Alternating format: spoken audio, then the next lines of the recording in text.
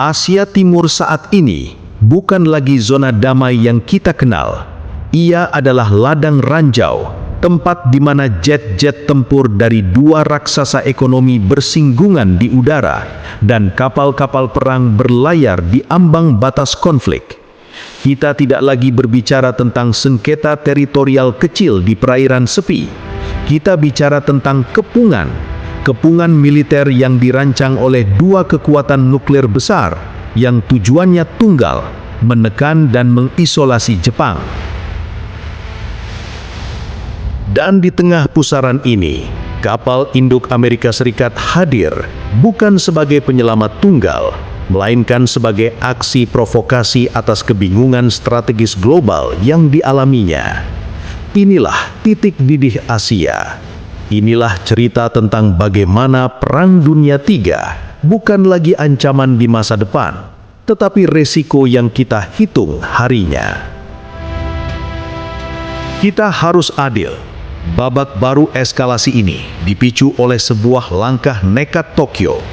Sementara dunia sibuk melihat Gaza dan Ukraina, Jepang yang selama puluhan tahun menyandang status negara pasifis, kini secara terbuka mempercepat perlombaan senjata. Fokus utama mereka, rudal hypersonic HVGP, Hyper Velocity Gliding Projectile. Ini adalah teknologi yang membuat tidur Beijing tidak nyenyak. Kenapa? Karena rudal hypersonic terbang dengan kecepatan yang melebihi Mach 5 kali kecepatan suara, dan mampu melakukan manuver tajam di udara. Artinya, sistem pertahanan rudal manapun, termasuk yang dimiliki Tiongkok, hampir mustahil untuk mengintersepsi rudal secepat dan selincah ini. Tokyo berdalih, ini adalah pertahanan diri, tetapi bagi Beijing, ini adalah ancaman eksistensial yang memaksa mereka bereaksi. Narasi telah berubah. Jepang bukan lagi korban, tetapi pihak yang menantang kekuatan regional, didorong oleh janji perlindungan dari Washington. Jepang percaya diri dengan kartu as rudal hipersonik mereka. Namun mereka lupa bahwa setiap aksi provokatif pasti akan menghasilkan reaksi yang lebih keras dan terkoordinasi. Dan reaksi itu datang bukan dengan rudal balasan, melainkan dengan taktik yang lebih cerdas dan menguras sumber daya, taktik abu-abu Tiongkok. Sinyal pertama adalah peningkatan masif penerbangan drone pengintai dan tempur di sekitar wilayah udara Jepang. Bayangkan, jet tempur F-15 Jepang adalah salah satu aset termahal Tokyo, dengan biaya operasional per jam yang sangat tinggi.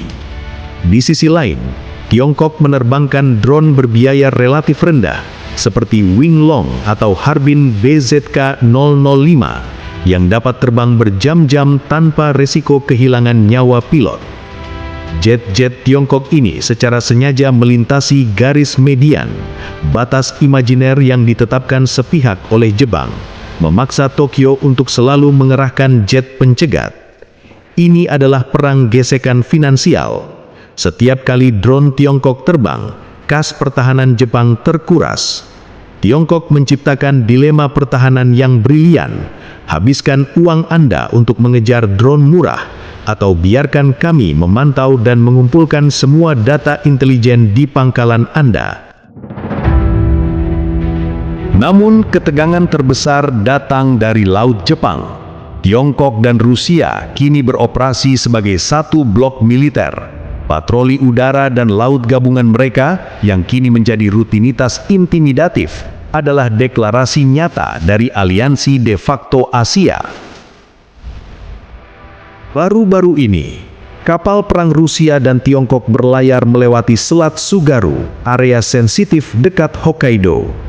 Pada saat yang sama, di selatan, pembom strategis Tupolev T-95 Rusia dan Xi'an H-6K Tiongkok terbang bersama, mengelilingi seluruh kepulauan. Pesan strategisnya sangat mengerikan. Jepang, Anda kini menghadapi dua ancaman sekaligus. Aliansi Cina-Rusia tidak hanya bertujuan menekan Jepang, Ini adalah latihan untuk menguji batas kemampuan aliansi AS-Jepang dan memaksa Tokyo membagi sumber daya pertahanannya antara front utara, yakni Rusia terkait sengketa Kuril, dan front selatan, Cina terkait Taiwan. Ini adalah kepungan geopolitik yang dirancang untuk melumpuhkan Jepang sebelum konflik dimulai. Di sisi lain, kapal induk AS seperti USS Ronald Reagan yang beroperasi di wilayah ini adalah aset pertahanan paling kuat di dunia. Kehadirannya adalah satu-satunya alasan Tiongkok dan Rusia belum mengambil tindakan yang lebih ekstrim. Namun, aset AS ini terlihat overstretched atau kebingungan. Maksudnya, gugus tugas kapal induk Amerika terpaksa membagi perhatian dan sumber daya mereka untuk menanggapi ancaman di berbagai wilayah sekaligus, sehingga efektivitas dan daya tangkalnya menjadi berkurang di setiap front. Kapal induk tidak bisa berada di mana-mana, sementara kapal induk AS harus beroperasi di Laut Filipina untuk menanggapi potensi krisis Taiwan. AS juga harus menjaga komitmennya di Eropa melawan Rusia dan di Timur Tengah mengelola krisis Laut Merah. Tiongkok dan Rusia memahami kebenaran strategis ini. Kekuatan AS terpecah. Mereka sengaja meningkatkan tekanan di Asia Timur, menguji kapal induk AS. Jika kapal induk AS dipaksa bergerak menjauh dari Taiwan untuk menanggapi tekanan di Laut Jepang, Tiongkok mendapatkan celah. Amerika bukan lagi pemain tunggal yang tak terkalahkan. Ia adalah raksasa yang kelelahan dan terbelah. Inilah alasan China dan Rusia merasa yakin untuk meningkatkan taruhan. Dari uji coba rudal hipersonik Jepang hingga jet Tiongkok yang menguras sumber daya Tokyo, diakhiri dengan kepungan dua raksasa dan kapal induk Amerika yang terlihat bingung. Semua fakta ini mengarah pada satu kesimpulan. Situasi di Asia Timur saat ini adalah yang paling berbahaya sejak Perang Dingin. Kita melihat semua komponen telah siap. Motivasi, kedaulatan Taiwan, senjata, rudal hipersonik, dan koordinasi blok Cina-Rusia. Resiko salah perhitungan militer kini berada di puncaknya.